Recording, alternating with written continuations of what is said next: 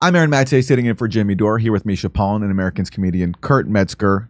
And here is the latest from Congress. We elect them to work on issues that impact people's lives, but guess how they're spending their time? They're spending their time playing war games, specifically with China. And here's ABC News covering it. First, with what Joe Biden has to say about Taiwan. Taiwan makes their own judgments about their independence. We are not moving, we're not encouraging their being independent. That's their decision. But would U.S. forces defend the island? Yes, if in fact there was an unprecedented attack. So unlike Ukraine, to be clear, sir, U.S. forces, U.S. men and women, would defend Taiwan in the event of a Chinese invasion? Yes. He sounds pretty confused when he says that, yes. Did they walk that back? They did try to walk that back, yes. But that didn't stop some members of Congress from playing a war game, mapping out how a war with China would go. I remember that. Now, how long ago was this? I remember this. We got a new one now. There's a new war game. There's a brand new one. It's like Warhammer 40K with these people. Okay. President Biden last fall saying for the first time that if China invades Taiwan, the U.S. would send troops to defend it. It's an invasion many experts predict could happen in this decade. We got a fascinating inside look this week at how members on the House China Committee are gaming out war scenarios. In the sky, on the sea, China staging combat exercises, a show of force, a warning that a potential blockade of Taiwan could be coming. The Chinese army even releasing this simulation of how they'd attack the nearby island, a self-governed democracy. Wait. That's the we'll shoot stuff at it. Is that really the simulation? See, here's lasers. We would aim at Taiwan. That China claims as its own territory. But on Capitol Hill this week, lawmakers staged their own simulation. Tonight is not about a desire for war. It's certainly not about playing frivolous games. It's about prevent war games. China committee. What? Prevent war games. Let's do a war game to prevent war. What in the... Okay. So the value of a war game in their context is in case, so we're prepared in case of a war. We have a game plan that we game out. Yes, right? yes. And so why would you do that on TV? Well, the real reason, as we're going to see, is to justify more spending on weapons. That's the ultimate goal here, as we'll see. Chairman Mike Monopoly. Exactly. Gallagher and ranking member Raja Krishnamurthy set up the exercise with the Center for New American Security. This game is going to be a Chinese invasion of Taiwan set in 2027. What exactly do we know right now about their mobilization effort? Members from both sides of the aisle coming together, politics set aside. Isn't that touching? Isn't that touching? Something truly useless. And also, why are lawmakers doing this? Like the Pentagon does war games. Why are members of Congress, people from Wisconsin and across the country, what role do they have to game out a war? They're not going to be in the command center fighting the war. Well, so okay, so it's for TV, right? But I don't know. It's very strange. Well, they're going to show us. There's Virginia Republican Robert Whitman and Massachusetts Democrat Jake Auchincloss. Wait, she is on point reading these ridiculous names. Auchincloss, we all know of his genius military mind when it comes to the Chinese military. I mean, he's a brilliant strategist. He is? Sure. No, I'm kidding. Oh. The members taking on the role of advisors to the president. What have we communicated to expats and students from China right now? This is part of what you get to decide. That's Stacey Pettijohn, a senior fellow from CNAS, acting She's the game master. as the game master. Oh my God. They're playing D&D. The last time I heard about a senior fellow from something, it was that Stanford CIA woman that's censoring things. What is she a fellow of? The CNAS is a Center for New American Security, and we're going to show who their funders are. It's pretty much, yes. Yeah. It's a revolving door of all ex-Pentagon people, and they're funded by the military-industrial complex, of course. The chairman of the Joint Chiefs can't pick up the phone and talk to his PLA counterpart. Correct. Unfortunately, General Holmes is cut off. Retired General Mike Holmes is playing the role of chairman of the Joint Chiefs, laying out to members what military options there are. This is like Dungeons and Dragons. This is exactly D&D, but for grown-ups, for This is like elected that members of YouTube. Congress. I don't remember what it's called. There's a guy with long hair, and all these actors play Dungeons and Dragons like this, and it sounds just like this. Like, no, you can't call roll saving throw. That's so okay. Yeah. From a distance is that you preserve and protect your forces. But diplomatic and economic options are on the table as well. There's even a board game. There's even pieces of the board game. It's totally D&D or Risk. Well, yeah. Many of our allies agreed to take part in economic activities with us as a precursor to these conversations. Has there been any activity at the United Nations yet? You see After Ro Connor's debating face. how the U.S. That's right, Ro Connor's there in the background. Yeah, it look like he's like he knows this is like really for nerds when he's at.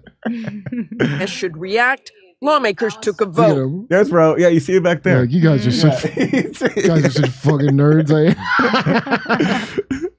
Or maybe he also knows that people like us are going to see this and make fun of him for being a part I of mean, this. it looks like he's looking right at me while I laugh at him.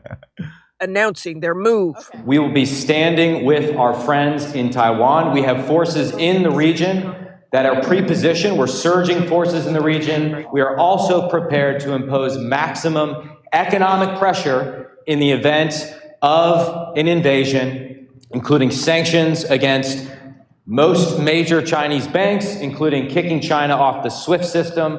But wait a minute.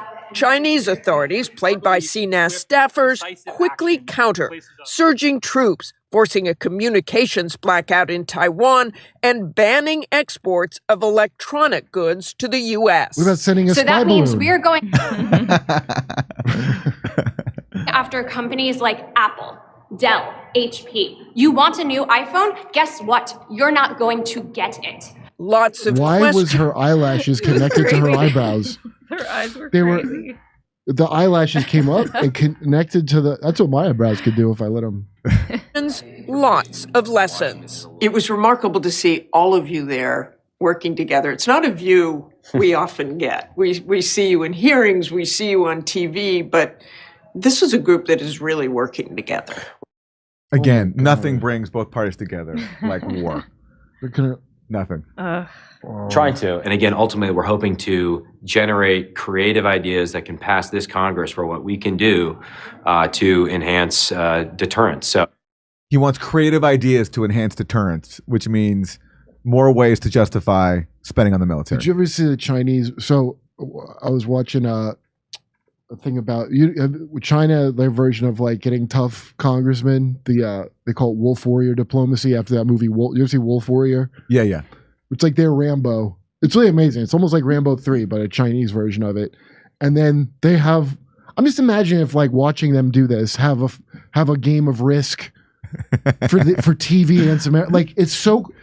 When I was watching this Wolf Warrior diplomacy thing, it's all about how crazy, and it did look crazy. And every time I watch this stuff we're doing, it looks exactly like that, and except not as cool. Well, Kurt, to answer your question about where's all this headed, like what is the point of us? Here it is. Here is Congressmember Mike Gallagher, that Republican co-chair of the committee we saw. Here's a video he put out about what his takeaway is from this war game. If we want to have a hope of stopping World War III, we need to therefore arm Taiwan to the teeth. We have to arm Taiwan to the teeth. That's the takeaway from this war game. Right now, and clear the $19 billion worth of foreign military sales backlog. That is frankly an embarrassment. So we haven't cleared some $19 billion in military spending, and that is an embarrassment, according to It's Mike embarrassing Gallagher. we haven't spent all of the money that we have on some kind of war. There's still some amount we've held back. Wow. Something I've talked with every Taiwanese leader about. We also need to reinvigorate our defense industrial base and start cranking out critical munitions like long-range anti-ship missile. We're not making enough weapons. We're not spending enough on weapons. What if we made those microchips and then we didn't have to go and fight for their microchips or Yeah, whatever the hey. hell this is about? I bet you 19 billion could put a nice down payment on microchips. What are they called? Semiconductors and something? I guess the semiconductors and I don't know if it as a chip or it's that and chips, but Taiwan. Yeah, yeah. So they have the chips. China already started refiguring their economy to surpass Taiwan making those chips. So they don't need to, they're not going to need to invade Taiwan to get the microchips. We shipped all of our manufacturing out to Taiwan. So we could have prepared that from ahead of time, just making them here, couldn't we? Or is but that wouldn't mean any money for the military-industrial complex, which is what this guy is really pushing. It's also imperative to get our allies and partners on board with the idea of economic deterrence long before the shooting starts.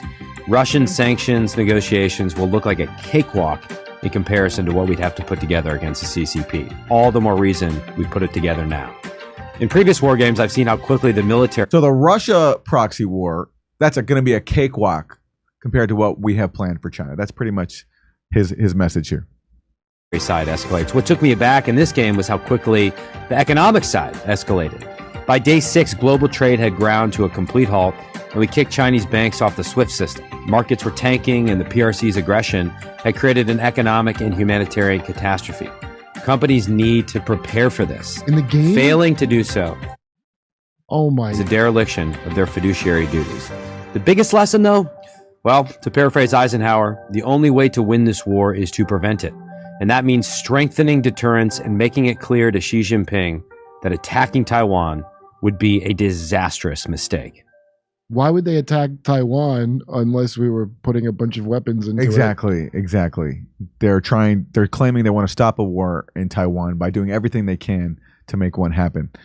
Here's Michael Tracy. If we want to have a hope of stopping World War III, we need to therefore arm Taiwan to the teeth right now. He's quoting Mike Gallagher.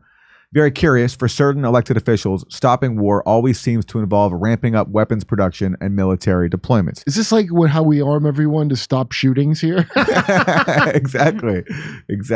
And here is, this is the Center for New American Security, CNAS, who carries out this game, which of course ABC News will never tell you who funds them, but it's the usual suspects: Northrop Grumman, the Pentagon. Open philanthropy. I'm pretty sure that's nice philanthropy, guys. Yeah. Smith Richardson, that comes from pharma money. Lockheed Martin, the Pentagon. George Soros' Open Society Foundation. Eric and Wendy Schmidt, that's Google. The usual suspects. Here's Caitlin Johnstone. Now, this is going to surprise you and astonish you and take you aback, but believe it or not, the war game conducted by the weapons industry funded think tank has revealed that Taiwan is going to need a lot more weapons. And this is especially being pushed by Republicans who are really gung-ho for a war with China. I think a war with Russia, that's more the domain of Democrats, but Republicans really want a war with China. Here's Kevin McCarthy. And Maria, I'm very concerned that it looks a lot like 1936 all over again. An axis of power of Russia, China, North Korea, and Iran bounding together against the freedom and values of what America represents. Remember, President Xi has only left his country one time during the pandemic, and that was for them all to meet. The last time we had a Democrat administration, they allowed Russia back into the Middle East. Now they're bringing China in as a leader. What he means by that, by the way, is he's talking about when Obama, he says, allowed Russia back into the Middle East. He means when Obama waged a dirty war on Syria, which empowered sectarian death squads, Russia intervened to stop those death squads. So that's what he means by letting Russia back into the Middle East. And we're watching our allies after what happened in Afghanistan, that the Chancellor of Germany goes to China to talk to them. We've watched Saudi Arabia try to build a better relationship with China. That's because the lack of strength of our leadership in America, and that becomes from an economic and also from our energy policy and others.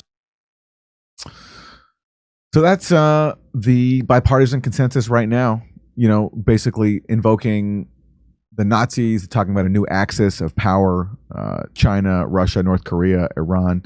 And this is happening too, and we've covered this here on the Jimmy Dore Show.